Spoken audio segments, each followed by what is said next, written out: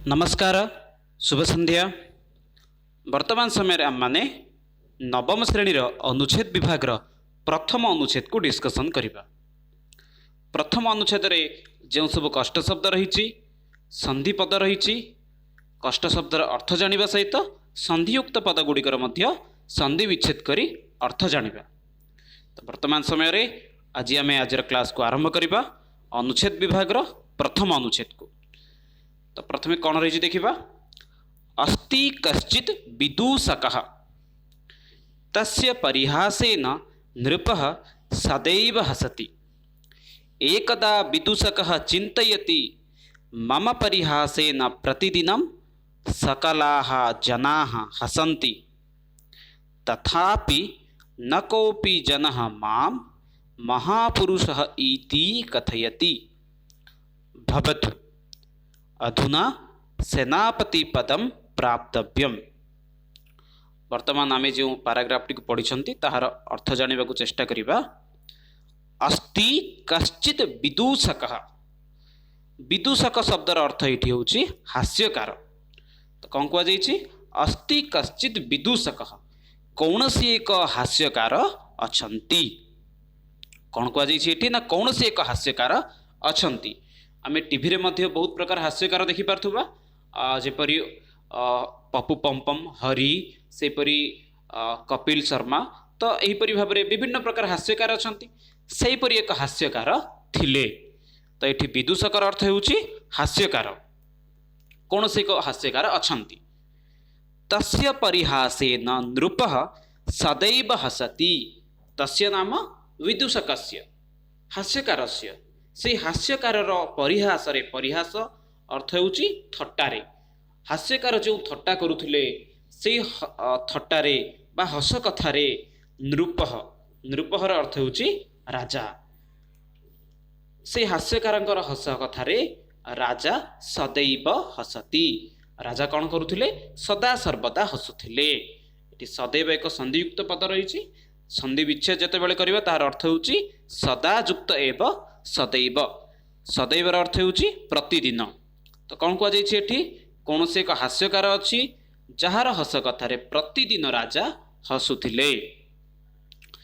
एकदा विदूषकः चिन्तयति मम परिहासेन सकलाः जनाः हसन्ति। दिने विदूषक कौन चिंता करुछि, मम परिहासेन अर्थात मोर एही थट्टारे बा मोर एही हस कथारे सकलाः जनाः हसन्ति। मोर एही हस कथारे अनेक लोक कौन करुछन्ति, सकला अर्थ समस्त लोक, समस्त लोक माने हसुछन्ति। मु जो हस कथा कहूची बा थट्टा करुची ताहा द्वारा अनेक लोक प्रतिदिन हसुछन्ति। तथापि न कोऽपि जनः मां महापुरुषः इति कथयति।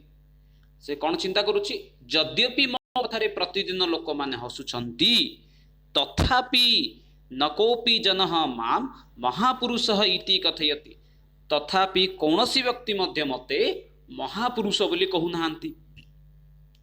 एठी एक शब्द अछि माम बोलिकी, माम शब्दर अर्थ होउची मते। अस्मत् शब्दर द्विवचन, द्वितीय विभक्ति एक वचन। तो कौन कहूची एठी ना, जेहेतु मो कथारे प्रत्येक दिन अनेक लोक हसुछन्ति, तथापि मो केही मध्य लोक मते महापुरुष बोली कहू नाहांती। एटी संधि एक शब्द रही, तथापि अन्य एक शब्द होची कहोपि। तथा युक्त अपि तथापि, सेपरि कह युक्त अपि कोपि। तो कौन कह जाइछि, एक हास्यकार अछि जहार हस कथारे प्रत्येक दिन अनेक लोक हसुछन्ति। तो दिने से चिंता करुछि जे मते केही मध्य लोक महापुरुष बोली कहू नाहांती। तो से समय आहुरी कौन से चिंता करुछि, भवतु अधुना सेनापति पदम प्राप्तव्यम। तो ये समय से कौन चिंता करुछि, ठीक अच्छी वर्तमान समय रे सेनापति पद पाइबा बा सेनापति पदटी को मु प्राप्त करिबी। हास्यकार कौन चिंता करुछि, किपरि से सेनापति पदटी को पाइबो, से समय रे विषय रे चिंता करुछि। एठी एक शब्द रही, जो शब्दटी होछि अधुना। अधुना एक अव्यय पद अटे। अधुना शब्दर अर्थ होछि वर्तमान समय रे। अधुनार किछि प्रतिशब्द मध्य आमे लिखि परिबा, इदानीम, संप्रति। तो यही सब हूँ अधुना एक अव्यय पद अटे, यार सब प्रतिशब्द अटे। इदानीम, संप्रति, सांप्रतम। तो कौन कही गोटे वाक्य दि जाइए, अधुना वृष्टि भवति। अर्थात वर्तमान समय वर्षा हेउछि। तो कौन होइछि हास्यकार कौन चिंता करिछि ना एक सेनापति पद पाइबा पे से चिंता करिछि।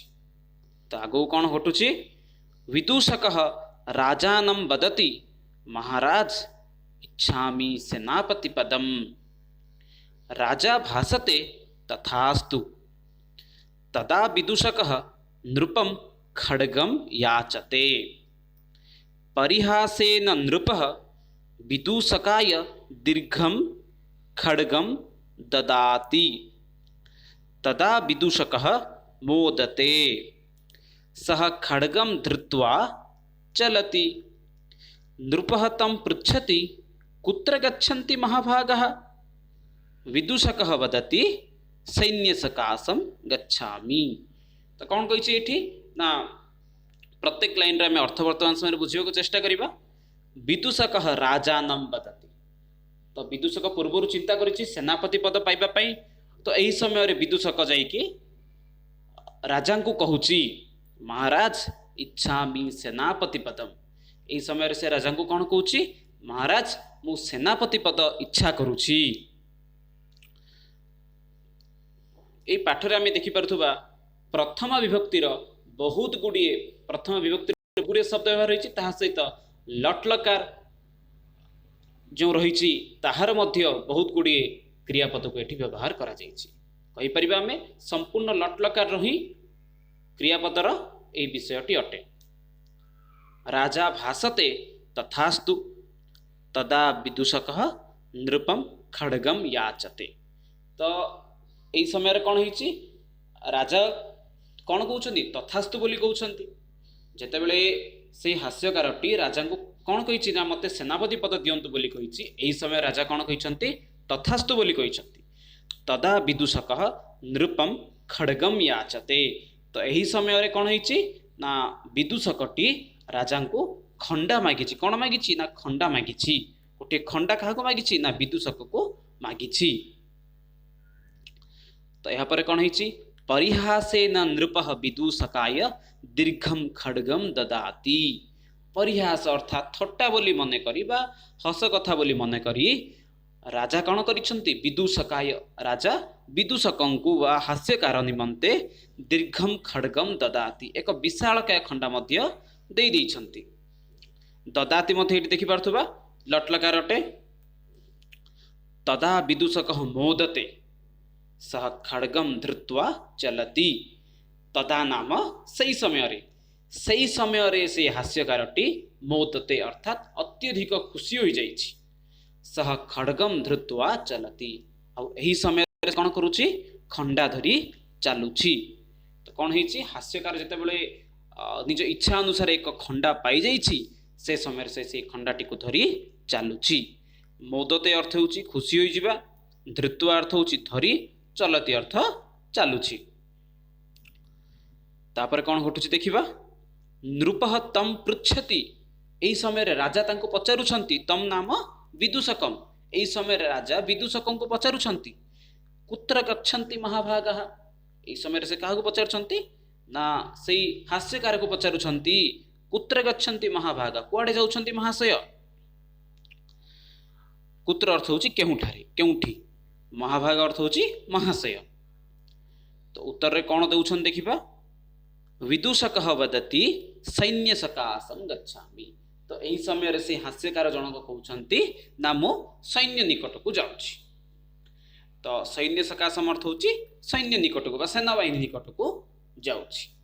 तो ये थिला आज हमर विषय प्रथम अनुच्छेद रे हमको मुख्यतः लट्लकार रो जो सब क्रियापद गुड़िक रही से गुड़ी को शिखा जाइए। ताहा सहित गोटे विदूषक किपरि चतुरता अवलंबन करिछि से विषय को मध्य एठी शिखा जाइए।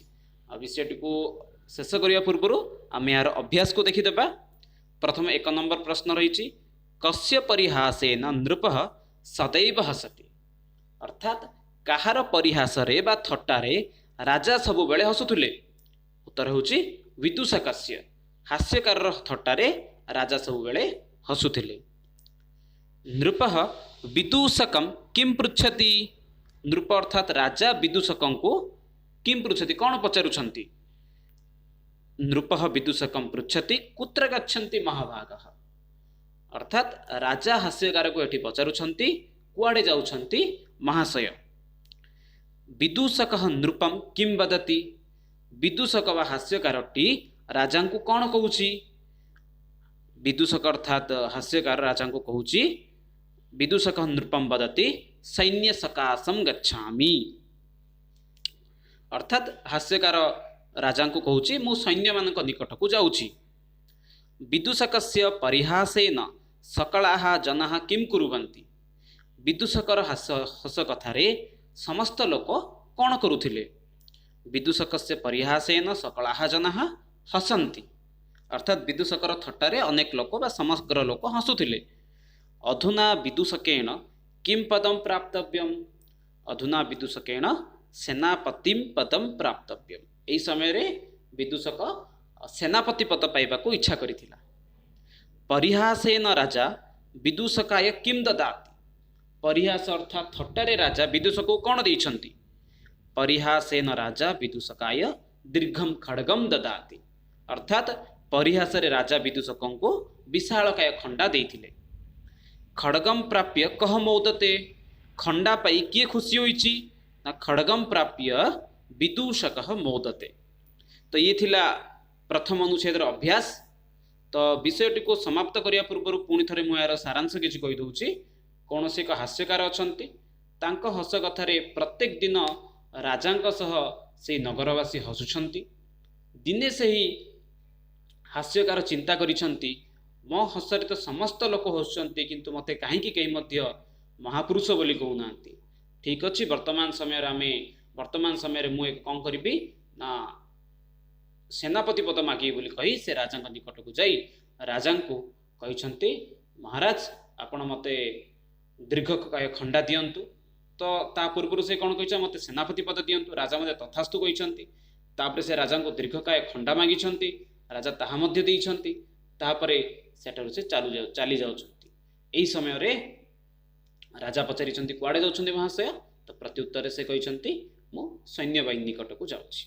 तो ये थिला आजिर क्लास। तो आशा करछि समस्त को भल लागिथिबो। अन्य विषय गुड़िक बा संस्कृतर अन्य टॉपिक गुड़िक देखिया पे मध्य प्लेलिस्ट विजिट करि परिबे। से पर्यंत रहउछि, धन्यवाद।